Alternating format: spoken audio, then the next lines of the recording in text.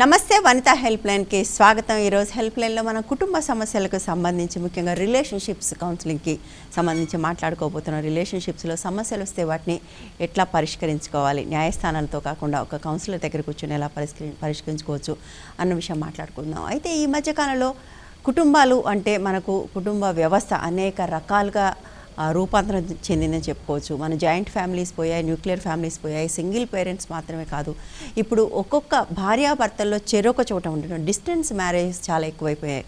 భార్య ఒక ఊళ్ళో, భర్త ఒక ఊళ్ళో, ఉద్యోగం కోసం మరొక దానికోసం ఉండటము, ఈ దూరం వల్ల ఏర్పడుతున్న అగాధాలు, లేదా ఒక్కొక్కసారి కొంతమంది భార్యాభర్తలు చెప్తారు దూరంగా ఉండటం వల్ల సంతోషంగా ఉన్నాం, వచ్చిన కాసేపు బాగుంటున్నాం అని కూడా చెప్పుకునే సందర్భాలు కూడా చూస్తున్న నేపథ్యంలో ఈ డిస్టెన్స్ మ్యారేజ్లో సమస్యలు ఏంటి, లేదా ప్రోస్ అండ్ కాన్స్ ఏంటి అన్న విషయం మాట్లాడుకోబోతున్నాం.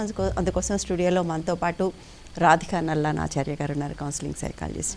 రాధిక గారు, ఐ థింక్ ఇది one of the modern trends, distance marriage. భార్య ఒక ఊరు, భర్త ఒక ఊరు, ఉద్యోగమో బిజినెసో ఏదో ఒకటి, లేదా క్యాంపింగ్ హస్బెండ్స్, క్యాంపింగ్ వైఫ్స్. ఒకప్పుడు ఓన్లీ క్యాంపింగ్ హస్బెండ్స్, ఇప్పుడు క్యాంపింగ్ వైఫ్స్ కూడా కంట్రీస్ కూడా వచ్చేసినాయి. సో ఈ డిస్టెన్స్ మ్యారేజ్లో ఇంట్రెస్టింగ్లీ చాలామంది అమ్మాయిల వైపు నుంచి పీపుల్ ఆర్ హ్యాపీ. ఎందుకంటే రోజు భరించాల్సిన పని లేదు, వారం ఒక రోజు వచ్చినప్పుడు గొడవలు లేకుండా ప్రశాంతంగా ఉండొచ్చు అనే దాంతో మొదలుపెట్టి అసలు ఈ దూరాలు పూడ్చలేనంత దూరాలుగా కూడా మారిపోతున్నాయి. ఎందుకంటే టూ సైడ్స్ కూడా కనిపిస్తూ ఉన్నాయి. సో మీ ఎక్స్పీరియన్స్ ఏంటి దీనికి సంబంధించి? మీ దగ్గరకు వచ్చే కేసెస్, ఇష్యూస్ ఏంటి?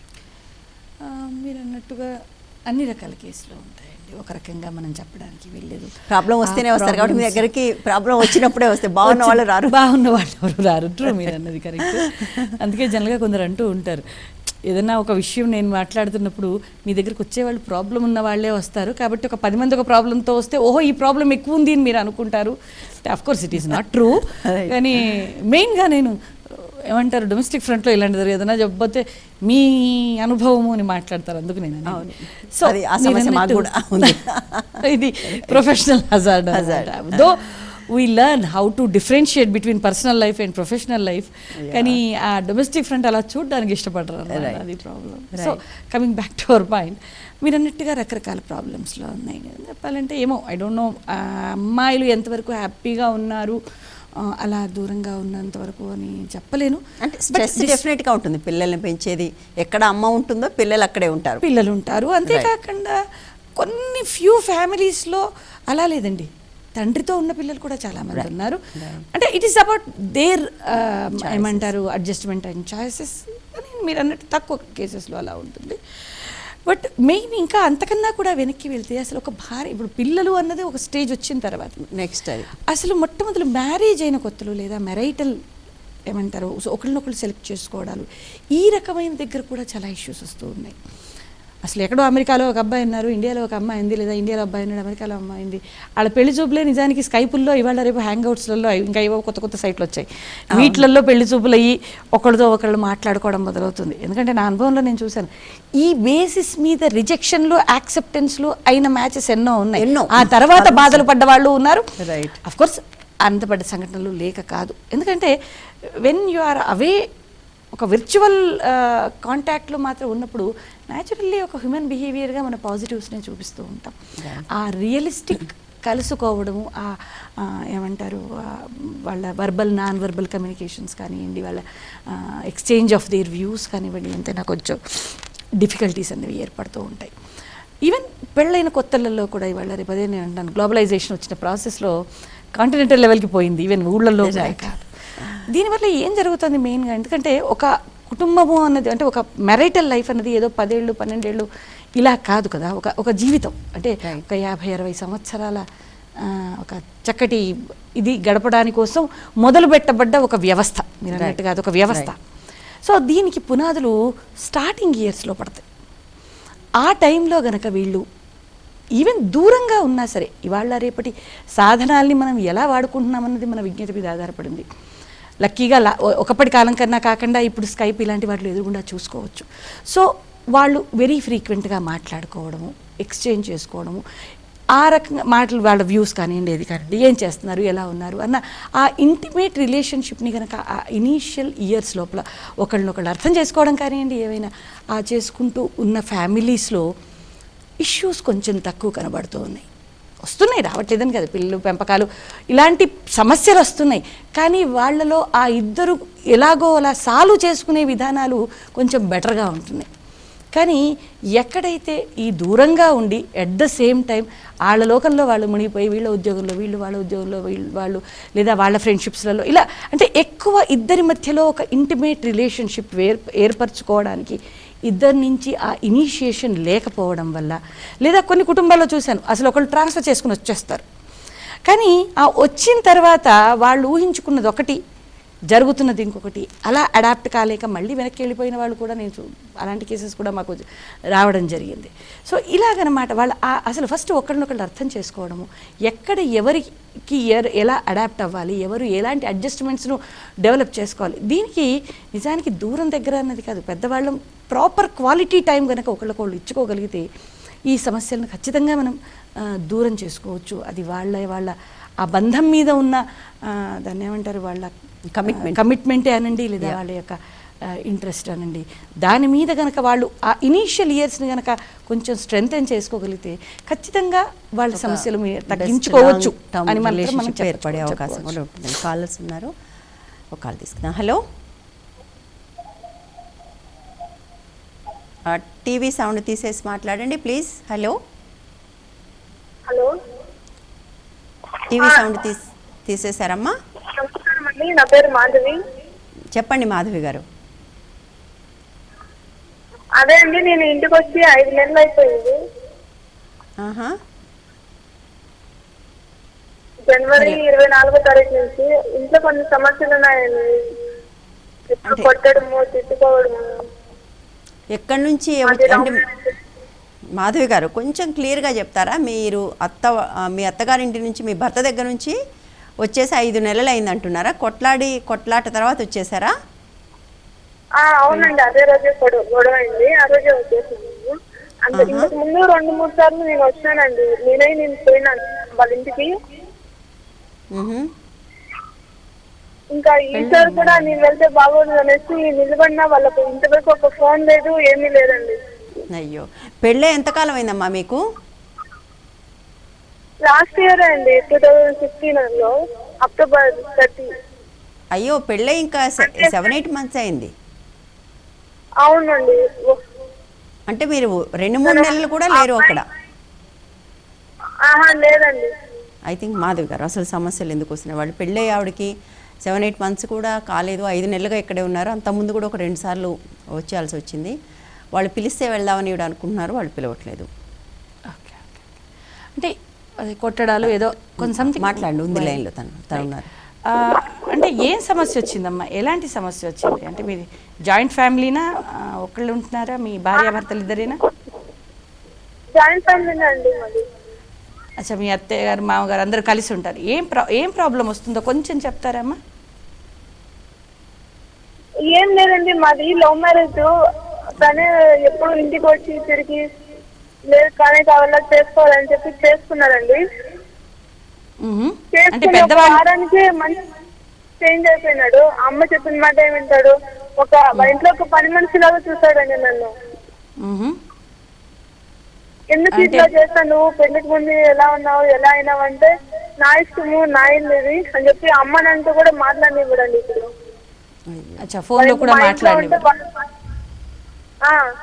మీ అమ్మ నాన్న మా ఇంటికి రాకూడదు, అట్లయితే నువ్వు ఉండు, లేదంటే నువ్వు నీ ఇంటికి నువ్వు అంటాడండి. 10 లక్షలు అయింది పెళ్లి ఖర్చులు.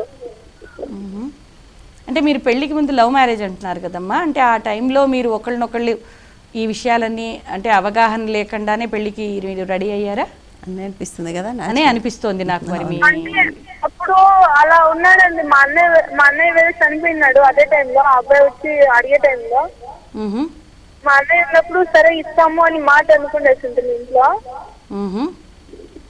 ఆ తర్వాత అన్న వాళ్ళు వచ్చిన పరిచయం 1 నెలకి చనిపోయినాడు. సరే అబ్బాయి కూడా ఒప్పుకున్నాడు కదా మంచోడు అనేసి ఒక 1 ఇయర్ లోపల పెళ్లి చేసేయాలని చెప్పి 1 ఇయర్ లో అన్న చనిపోయిందా మా అన్ననే మలిపి చేసినాడు. ఎంత బాగా చూసుకుంటాడు, డైలీ ఇంటికి వచ్చేది, అమ్మా నాయనతో మాట్లాడేది.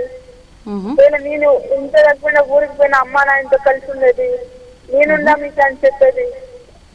దాంతో చెప్పి మోసం చేస్తున్నాడండి ఇప్పుడు. పెళ్ళైన వారం రోజుల నుంచి మాత్రం మారిపోయాడు. అంటే ఇక్కడ లవ్ అంటే వీళ్ళిద్దరు ఇష్టపడింది కదండి, అతను ఈ అమ్మాయిని ఇష్టపడి వాళ్ళ ఇంటికి వచ్చి అడిగాడు. అదే. వాళ్ళ అన్నయ్య ఒప్పుకున్నాడు, ఒప్పుకున్న తర్వాత ఆయన చనిపోయాడు. సో ఆ తర్వాత కూడా వీళ్ళు ఆ మాట మీద నిలబడి పెళ్లి చేశారు. వీళ్ళు కలుసుకున్న ప్రాసెస్లో కూడా ఈ అమ్మాయి అసలు అతను ఎలాంటి వాడు, ఇప్పుడు లవ్ మ్యారేజ్లలో వచ్చే సమస్య ఇక్కడ అంటే ఒక అరేంజ్ మ్యారేజ్ లాంటిదే, అతను వచ్చి ఇష్టపడి చేసుకున్నాడు. అంటే ఇప్పుడు మధ్యలో కొంత టైం దొరుకుతుంది కదా, 1 year టైం అన్నారు కదా, ఆ టైంలో ఒకళ్ళనొకళ్ళు అసలు ఎలాంటి, అదే అంటున్నాను, ఇప్పుడు ప్రీ మ్యారిటల్ టైం లోపల ఒకళ్ళనొకళ్ళు అర్థం చేసుకునే టైం పెట్టుకోరు. సరే మీరు ఒక పని చేయొచ్చమ్మా, నిజం చెప్పాలంటే అసలు అలా ఆయనతో ఎప్పుడైనా కూర్చోబెట్టి మాట్లాడండి. అసలు ఎందుకు అలా మారాడు, ఏం నచ్చట్లేదు, ఏం ప్రాబ్లం అవుతోంది అన్న విషయాలు కొంచెం కూల్గా మీరు మాట్లాడి చూడండి. అయినా కూడా అవ్వట్లేదు అనుకున్నప్పుడు ఎవరన్నా మీ పెద్దవాళ్ళతో మాట్లాడించి చూడండి. అలా కుదరకపోతే అతన్ని కౌన్సిలింగ్కి తీసుకురావడానికి ట్రై చేయండి. అలా కూడా కుదరలేదనుకోండమ్మా, మీరు ఎక్కడో ప్లేస్ నాకు మీరు ఐ థింక్ మీరు మాట్లాడుతున్న దాన్ని బట్టి రాయలసీమ నుంచి మాట్లాడుతున్నారేమో అనిపిస్తుంది. ఎక్కడున్నా కూడా మీరు జిల్లా నంబర్స్ అయితే మీకు స్క్రోల్ అవుతున్నాయి, ప్రొటెక్షన్ ఆఫీసర్ నంబర్స్, మీరు అక్కడికి వెళ్ళండి. ఇది కేసు కాదు, అంటే కోర్టు పోలీస్ స్టేషన్కి కాదు వెళ్ళాల్సింది. మీరు ఒక ప్రొటెక్షన్ ఆఫీసర్ దగ్గరికి వెళ్ళండి, మహిళా శిశు సంక్షేమ శాఖ ప్రొటెక్షన్ ఆఫీసర్ అంటారు. అక్కడికి వెళ్తే వాళ్ళు పిలిచి కౌన్సిలింగ్ చేస్తారు, ఏంటి సమస్య ఎందుకు అనేది. ఆ కౌన్సిలింగ్లో వాళ్ళు కూడా మొదట మీరు తెలిసిన వాళ్ళతో చెప్పించడానికి, అది కాకపోతే పెద్దవాళ్ళు, అది కాకపోతే ఒక సైకాలజిస్ట్ కౌన్సిలింగ్, అప్పుడు కూడా కాకపోతే మీరు ఆప్షన్ తీసుకోవచ్చు. అక్కడికి వెళ్తే వాళ్ళు పిలిపిస్తారు, అక్కడికి అది బైండింగ్ కాబట్టి వాళ్ళు నోటీస్ పంపించి మరి పిలిపిస్తారు. అక్కడికి వచ్చినప్పుడు మాట్లాడతారు, సమస్యలు ఏంటి, ఒకవేళ అత్త మామలతో సమస్యలు ఉండి అట్లా ఏమన్నా ఉంది అనుకుంటే అప్పుడు కొంత మీ ఇద్దరిని పక్క నుంచి ప్రయత్నం కూడా చేస్తారు. ఆ ప్రయత్నం చేయండి. నెక్స్ట్ కాల్ తీసుకుందామండి. Hello hello madam, good afternoon అండి. నా పేరు రాజ్ కుమార్ అండి. గుడ్ ఆఫ్టర్నూన్ రాజ్ కుమార్ గారు, చెప్పండి. మేడం, ఇప్పుడు 498, 494 సెక్షన్స్ అని చెప్పి చూపిస్తున్నారు. ఇది ఎంతవరకు మిస్యూజ్ అవుతుంది అనేది చాలా మటుకు తెలుస్తూనే ఉంటుంది. ఏంటండి 498? ఒక బాధ్యత ఉంది, 498, 494.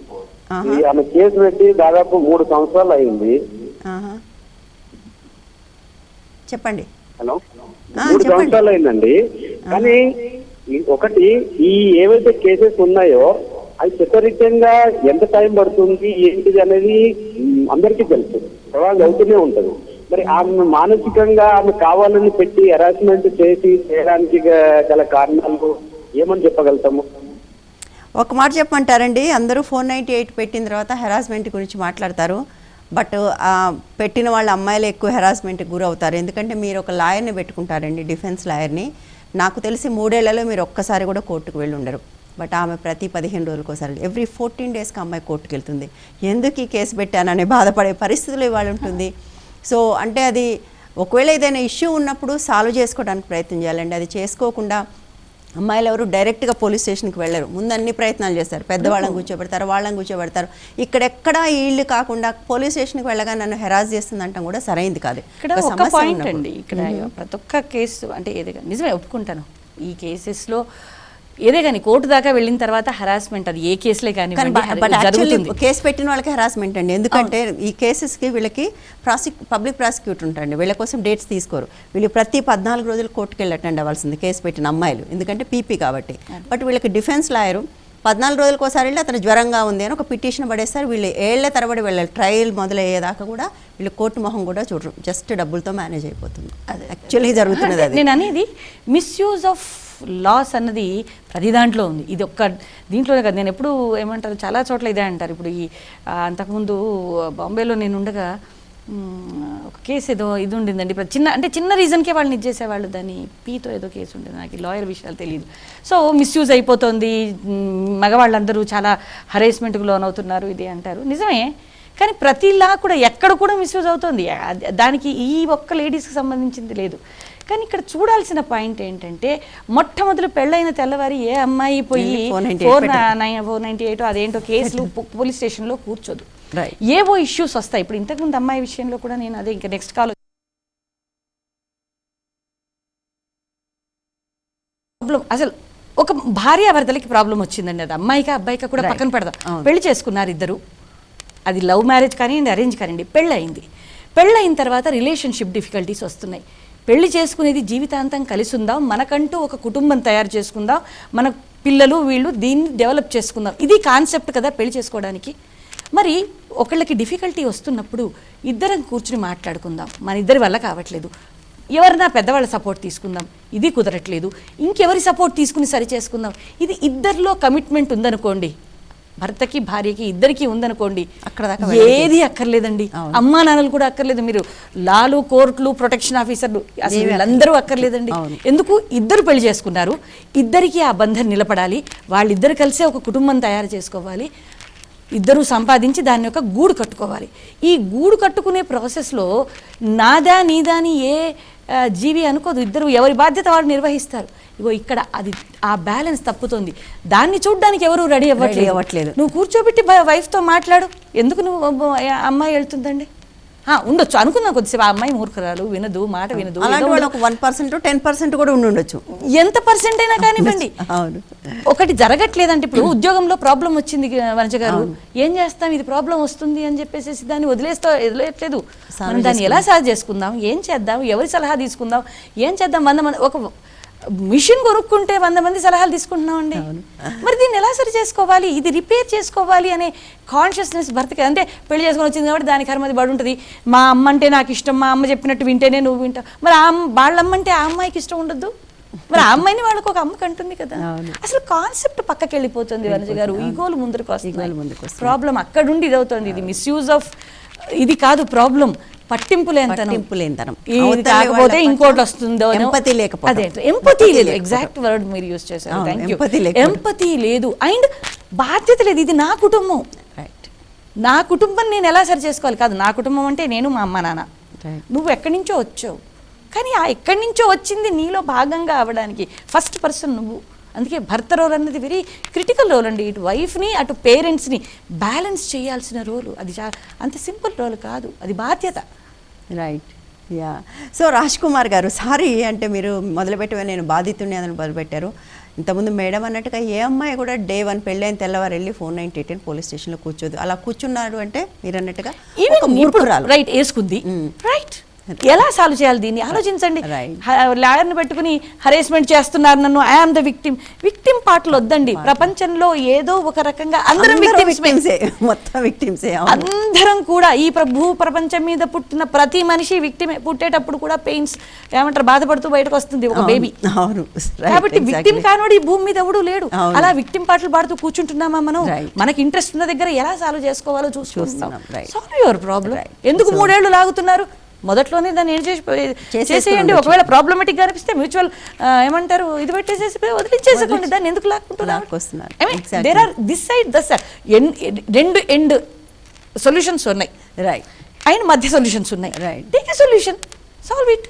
Thank you so much Radhika garu. చాలా రోజుల తర్వాత ఒక మంచి ఆన్సర్ ఇవ్వగలిగా అనిపిస్తుంది. ఎందుకంటే 498 విక్టిమ్స్ అనేది చాలా కాలంగా వింటున్న ఒక విషయం. అది మీరు అన్నట్టుగా నిజంగా ఏ ఆడపిల్లకు కూడా పెళ్ళైన తెల్లవారు వెళ్ళి 498 పెట్టదు పోలీస్ స్టేషన్. ఒక సమస్య వచ్చింది అనేది మొదట ఒక ఇండికేషన్ ఉంటుంది.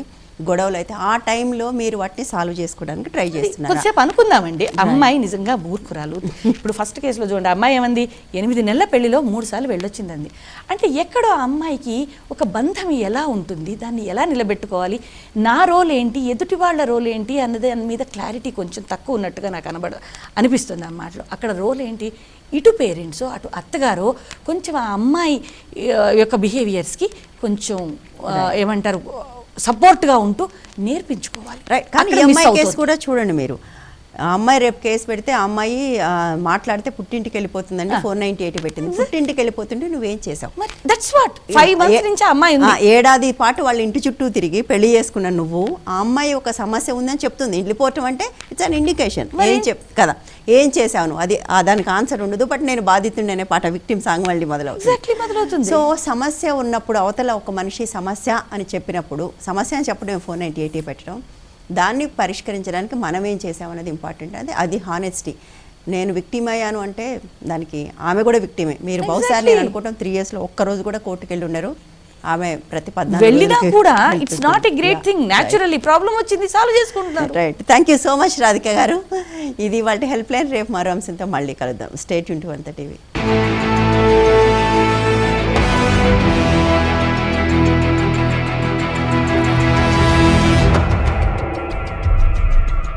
సమస్యల్లో ఉన్న మహిళలు సంప్రదించాల్సిన చిరునామా Vanitha help line, care of Vanitha TV, Rachana television private limited, plot number 564-A-19-3, road number 92, Jubilee Hills, Hyderabad 500033. మా ఇమెయిల్ ఐడి vanitahelpline@gmail.com కు మెయిల్ చేయగలరు.